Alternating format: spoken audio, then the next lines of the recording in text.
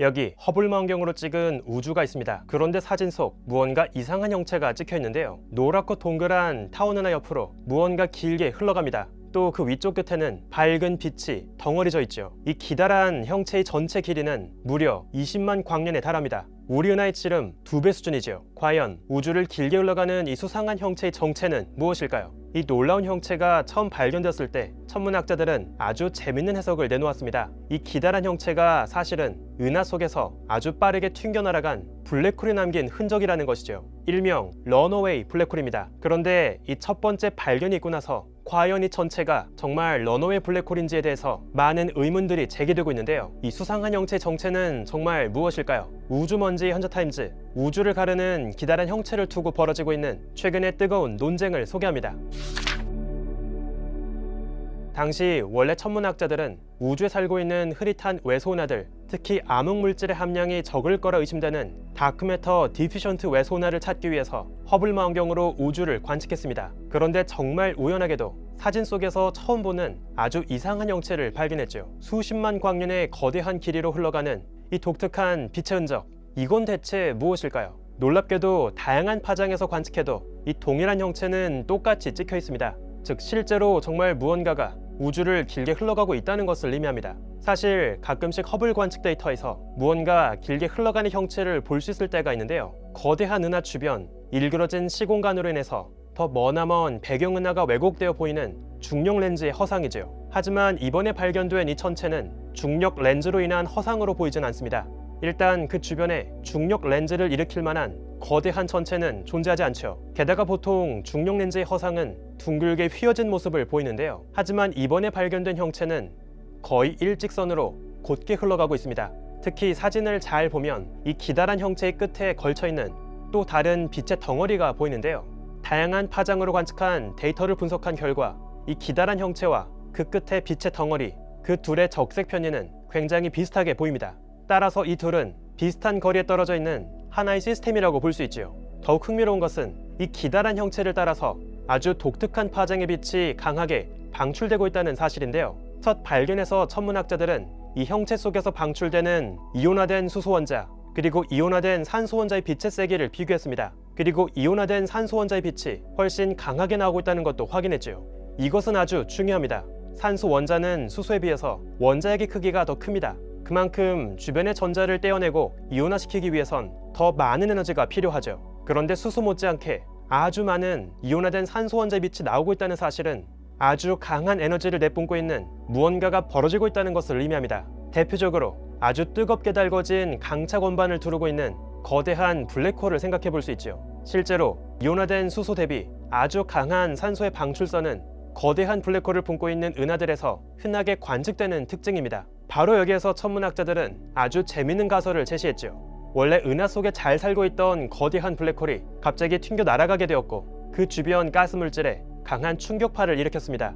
그리고 그 궤적을 따라서 빠르게 압축된 가스물질은 그 속에서 왕성한 별 탄생이 벌어졌죠. 이렇게 탄생한 별빛으로 인해서 그 주변의 가스물질은 또 에너지를 얻게 되었고 원자들이 연달아 이온화가 될 수 있습니다. 그리고 그 흔적이 아주 기다란 모양으로 남게 되었다는 거죠. 천문학자들이 추정하는 시나리오는 바로 이렇습니다. 오래전 각자 블랙홀을 품고 있던 두 은하가 함께 충돌했습니다. 이렇게 병합된 은하는 현재 기다란 형체 끝에 걸쳐있는 빛의 덩어리로 보이고 있죠. 그 중심엔 한동안 두 거대한 블랙홀이 서로의 곁을 맴돌고 있었습니다. 그런데 우연하게 또 다른 블랙홀을 품고 있던 세 번째 은하가 근처를 지나가게 되었죠. 세 번째로 끼어들은 은하 속 블랙홀은 원래 한 쌍을 이루고 있던 두 블랙홀 중 하나보다 질량이 더 무거웠습니다. 그래서 그 가벼웠던 블랙홀은 원래 자리를 빼앗기게 되었고 세 번째로 끼어들은 블랙홀이 그 자리를 차지하면서 새로운 쌍을 이루게 되었죠. 이때 쫓겨난 상대적으로 가벼운 블랙홀은 은하 바깥으로 빠르게 튕겨 날아갔습니다.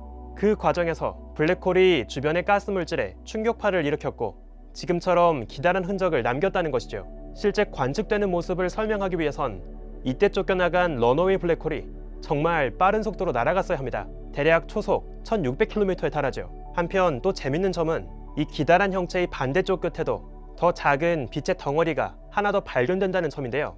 천문학자들은 바로 이것이 가벼운 블랙홀을 튕겨내고 동시에 반대 방향으로 은하 밖으로 날아간 블랙홀 한 쌍일 거라 추정합니다. 다만 이쪽 방향으론 성간가스 물질의 양이 적어서 충격파가 만들어낸 기다란 형체는 선명하게 보이지 않죠. 블랙홀끼리 벌어진 자리 쟁탈전으로 인해서 결국 3개의 블랙홀 모두 원래 살던 은하 바깥으로 쫓겨나 버렸다니 싸움의 결말은 항상 파국이라는 우주의 섭리를 보여주는 참 흥미로운 현장 같습니다. 그런데 이 신박한 가설이 등장하고 나서 얼마 지나지 않아 그 가설을 정면 반박하는 새로운 의문이 제기되고 있습니다. 어쩌면 이 기다란 형체가 단순히 옆에서 보고 있는 얇은 은하일 뿐이라는 거죠. 이 새로운 논문에서 천문학자들은 이 수상한 형체의 각 파트들이 얼마나 빠르게 움직이고 있는지 속도의 분포를 파악했습니다. 흥미롭게도 이 기다란 형체는 절반은 지구 쪽으로, 절반은 지구에서 멀어지는 쪽으로 움직이는 것처럼 보이죠. 즉 기다란 형체가 가운데를 중심으로 빙글빙글 도는 것처럼 보인다는 겁니다. 이것은 얇은 원반 은하를 옆에서 바라볼 때 나타나는 아주 전형적인 특징이죠. 다만 이 기다란 형체는 가운데에서 더 많은 별들이 모여있는 벌지 파트가 딱히 보이진 않습니다. 즉 은하 중심 벌지의 구조가 뚜렷하지 않은 얇은 은하일 수 있다는 거죠. 실제로 마침 딱 정확하게 벌지가 없는 아주 얇은 은하가 옆으로 누워있는 사례가 있는데요. 은하 IC 5249입니다. 실제로 이번에 새로 발견된 이 기다란 형체의 회전과 IC 5249 은하의 회전 속도 분포를 보면 굉장히 유사하게 보이죠. 이러한 관측을 근거로 천문학자들은 이 기다란 형체가 런어웨이 블랙홀 때문에 만들어진 것이 아니라 그저 벌지가 없는 얇은 은하를 옆으로 누운 방향으로 보고 있을 뿐이라고 추측했습니다. 또 연이어서 가장 최근에는 관측이 아닌 시뮬레이션을 바탕으로 정말 은하 밖으로 쫓겨난 블랙홀이 기다란 형체를 만들 수 있는지를 검증하는 흥미로운 논문도 있었는데요. 원래 서로의 곁을 잘 돌고 있던 한 쌍의 블랙홀, 그리고 그 옆으로 갑자기 끼어든 3번째 블랙홀, 이렇게 블랙홀 3개가 얽혀있는 복잡한 삼체 문제를 풀기 위해서 방대한 우주 시뮬레이션 아스트리드를 활용했죠. 시뮬레이션이 진행되는 동안 수많은 은하들이 서로의 곁을 지나가고 충돌하기를 반복합니다. 특히 천문학자들은 그 중에서 블랙홀 3개가 한데 모여드는 곳을 속간했지요. 그리고 총 200여 개의 은하를 골라냈습니다. 한편 천문학자들은 새롭게 탄생한 별들이 일직선으로 길게 흘러가는 형체도 존재하는지 시뮬레이션을 샅샅이 뒤져봤죠. 그리고 대략 30개의 형체를 발견했습니다. 그런데 당황스럽게도 이 30개의 기다란 형체 중 그 어떤 것도 은하 바깥으로 튕겨나간 블랙홀과 연관된 곳은 하나도 없었습니다. 그 대신 이 기다란 형체가 만들어지는 전혀 다른 방법을 발견했죠. 바로 인접한 두 은하가 직접 충돌하지 않고 대신 곁을 살짝 스쳐 지나가는 플라이바이를 할 때 바로 이런 기다란 형체가 만들어졌습니다.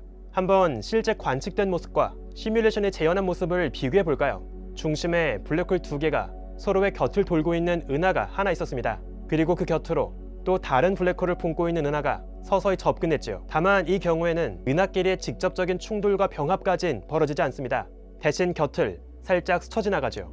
이러한 과정에서 은하 형체는 길게 해체되고 원래 품고 있던 나이가 많은 별들과 새롭게 반죽된 어린 별들이 반반씩 뒤섞인 기다란 구조가 만들어집니다. 시뮬레이션에 따르면 이렇게 형성된 기다란 별의 흐름은 2억 년 가까운 아주 긴 시간 동안 안정적으로 존재하죠. 흥미롭게도 이번 허블 관측으로 확인된 실제 구조와 그 모습이 굉장히 유사합니다. 이러한 결과를 근거로 가장 처음에 제기되었던 은하 밖으로 쫓겨나간 런어웨이 블랙홀 때문일 거란 그 가설에 의문을 제기하고 있죠. 현재까지 종합해보면 20만 광년의 길이로 흘러가는 이 기다란 형체의 정체에 대해서 총 3가지의 시나리오가 존재합니다. 첫 번째, 은하 바깥으로 튕겨나간 런어웨이 블랙홀이 남긴 흔적. 두 번째, 중심의 벌지 구조가 뚜렷하지 않은 얇은 은하를 옆에서 바라본 것. 세 번째, 각각 블랙홀을 2개, 1개씩 품고 있던 두 은하가 서로의 곁을 스쳐 지나가면서 만들어진 기다란 별의 흐름. 결국 이 수상한 구조가 정말 블랙홀과 연관된 것인지 아니면 다른 방식으로 만들어진 구조인지 이것을 검증하기 위해선 허블이 관측했던 가시광과 자외선을 넘어서 X선, 감마선과 같은 더 다양한 파장으로 관측할 필요가 있습니다. 실제 블랙홀의 난폭한 흔적을 볼 수 있는 더 직접적인 파장으로 검증해야죠. 한편 적외선으로 우주를 보고 있는 제임스 웹의 추가 관측도 기대해 볼 수 있는데요. 가시광과 자외선으로 우주를 보는 허블의 경우 비교적 밝고 뜨거운 어린 별들의 분포를 더 잘 관측합니다. 반면 제임스 웹은 훨씬 미지근하고 나이가 많은 별들의 분포를 더 쉽게 관측하죠. 허블과 제임스 웹으로 확인한 어리고 늙은 별들의 분포가 실제 이번 시뮬레이션에 재현한 연령에 따른 별의 분포와 유사한지를 확인한다면 이 역시 좋은 간접 증거가 될 수 있습니다. 정말 의도치 않게 우연하게 발견된 이 놀라운 형체, 겉보기엔 참 보잘것없어 보이는 이 흐릿하고 기다란 형체를 설명하기 위해서 벌써 3가지의 가설이 등장했습니다. 여러분이 생각하는 진실은 무엇인가요? 우주먼지 현자타임즈, 오늘은 여기서 마칩니다. 구독과 좋아요도 부탁드릴게요. 우주먼지 여러분, 감사합니다. 안녕.